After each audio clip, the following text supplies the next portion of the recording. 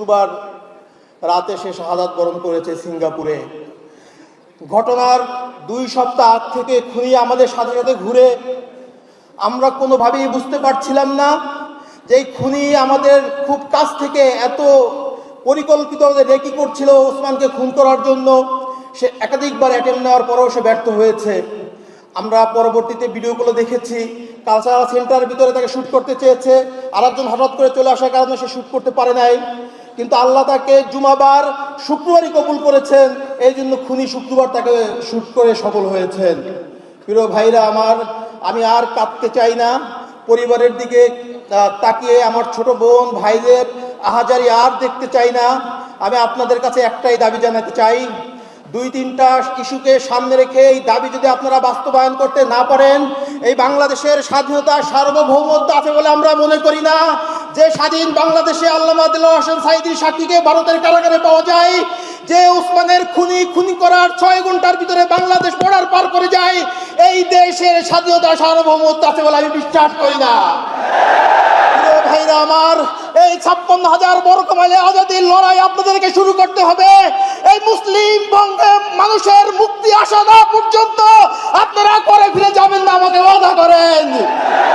ভাইরা আমার, বিগত 16 বছর ফ্যাসিস্টদের কারণে মানুষের বাক স্বাধীনতা নষ্ট হয়েছে, মানুষের মৌলিক অধিকার নষ্ট হয়েছে, মানুষের জীবনের কোনো নিরাপত্তা নাই। আমরা ঠিক সেই আশঙ্কাই করতেছি, আবার সেই ভয়ের রাজ্যে বসবাস করার দিকে যাচ্ছি। আমাদেরকে মানুষ ভয় দেখাচ্ছে, সামনে নির্বাচন, তোমরা এই খুনের দাবি তুলিও না, এদেশ আবার কোন সরকার ক্ষমতায় আসবে, তারা তোমাদেরকে কথা বলতে দিবে না। আমি আপনাদের কাছে বলতে চাই, কোন সরকার ক্ষমতায় আসবে কি আসবে না সেই সিদ্ধান্ত জনগণ নিবে। যদি আপনারাই কোন সরকার ক্ষমতায় আসবে, আওয়ামী লীগের মডেলে নির্বাচন করে আবার আধিপত্যবাদীদের ক্ষমতায় আনতে দেন, এর জন্য আপনারাই দায়ী থাকবেন। প্রিয় ভাইরা আমার, ওসমান হাদির ভাই হিসেবে বলতে চাই নাই, একজন সহযোদ্ধা হিসেবে বলতে চাই, আগামীর বাংলাদেশ কিভাবে নির্মাণ হবে সেই সিদ্ধান্ত আপনাদেরকে নিতেই হবে। আপনারা যদি এখান থেকে পিছপা হন, কোন ধরনের আঘাত করতে চান, পার্শ্ববর্তী রাষ্ট্র হোক, বাংলাদেশের মধ্যে কোনো ডিপ স্টেট হোক, কারোর সাথে যদি আপনারা আঘাত করে আবার এদেশে ফাঁসিবাদ কায়েম করতে যদি সহযোগিতা করেন, আল্লাহর কাছে আপনারা দায়ী থাকবেন।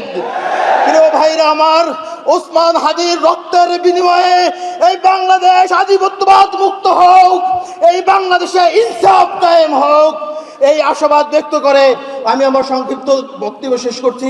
ধন্যবাদ। আসসালামু আলাইকুম রহমতুল্লাহ।